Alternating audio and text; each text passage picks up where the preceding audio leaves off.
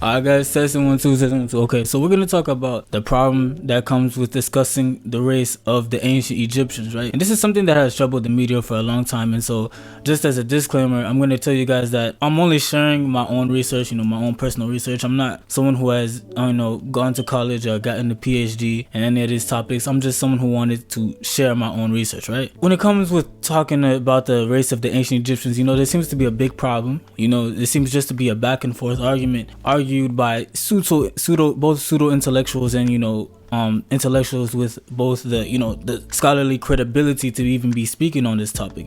But as someone who is an African myself, and I come from a people who are indigenous to the Nile, the Nilotic people, I feel like and I've done some research for a couple years now. I think I've gathered enough information on this topic. I feel like I know how to navigate it, and I can discuss this appropriately within its full context. You get me? So obviously there will be biases due to the fact that I am a black person, right? But nevertheless, the information will be useful. So the thing is, when talking about black people and we're talking about race, here's the thing: we have to define what black is, right? And to be very fair with you guys, black, it doesn't really have too much of a definition. The definition seems to be very loose, and the reason why is because we know a black person, we see one, right? You can see me right now, physically I am black, right?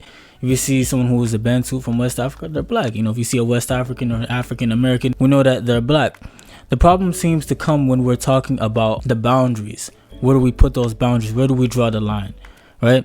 That's where we start to see the issues with this whole race concept. And this is where we get the confusion that race in itself is a social construct. I don't believe it's a social construct. I think where the social construct of it comes is when defining the boundaries between these different so-called races, right? And here's where you get to sort of say it's a social construct, but in reality I don't really think it is. That's that the boundaries of what is considered black it seems to shift between different societies, right? So in the Western world, like America, where I live, we would refer to a mixed person, right? Half white, half black as black, even though we know very well that they are mixed, but in other countries that doesn't seem to be the case. So for example, in the Sudan, right, there was a situation between the so-called Sudanese Arabs and the indigenous black Sudanese, right, such as the Southern Sudanese, the Western Sudanese, and Central Sudanese people of the Nuba Mountains, right? And in multiple documentaries I've seen these Sudanese Arabs who are actually of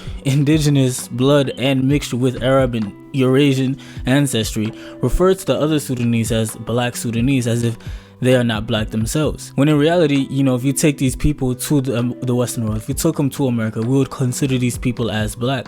However, in their society, it's not really viewed that way. So I think things like this and concepts like this definitely need to be reconstructed or understood when it comes to talking about race with the ancient populations. Because a lot of the times, a lot of scholars like to say this general statement is that, modern day concepts such as race cannot be used and are applied on ancient populations, right? But although this is true, I don't think they do a good job at going into detail, such as the detail I just went into, right? But the reality of the matter is, or the fact of the matter is, if you took an ancient Egyptian from a certain time period to the present day, would you consider them black? I think that's just the plain simple way to put it, right? If I had a time machine and I went back to ancient Egypt and I took an ancient Egyptian from that time period, and then I brought them to 2023, whatever day you're watching this, right?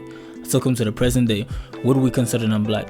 And again, this might change from different societies, you get me? So, but in the Western world, right? Because the Westerners is usually where, this topic seems to be most popular, right? Would we consider them black, right? And I think that's just the simplest way to put it. But on top of that, even scientists and geneticists seem to get it all wrong too. It might sound funny or rich coming from, a guy with a do-rag on with no shirt on talking in a YouTube video, but just trust me, guys. Just trust me, bro.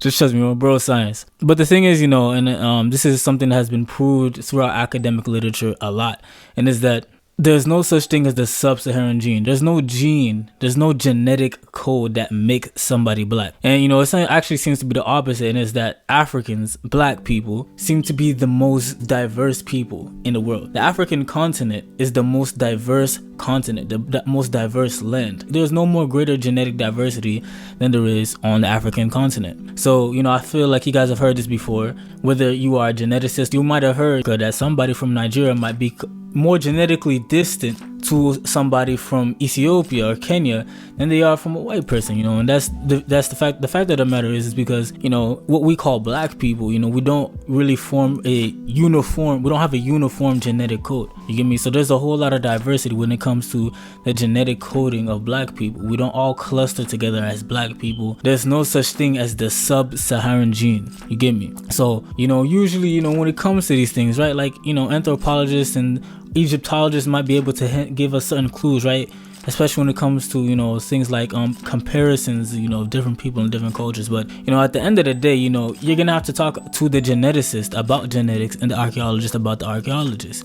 You know, you can't go to the wrong people, you know, asking them the wrong questions, because eventually you'll just confuse yourself, you know. But I think these are some prerequisites, you know what I'm saying, that when it comes to talking about the race of the ancient Egyptians, you know, they need to be taken into consideration. But also, one last point that I want to go through is the fact that a lot of the times in the Afrocentric community, we like to make these cultural comparisons. It'll be like a picture of somebody dressed a certain way compared to an ancient Egyptians on the ancient Egyptian walls, right? And I'm not saying that these comparisons are illegitimate, you know, but at the same time, I do think they need to be looked deeper in. Things like just the cultural connection, you know, it is close, but it does need to be examined more. You know, does it necessarily mean, you know, the correlation doesn't equal causation is basically what I'm saying. You know, we need to figure out how, you know, why exactly these cultural connections exist in the first place. You get me? So yeah guys, so again, just some words from an 18-year-old who liked to study this topic for a couple of years now. And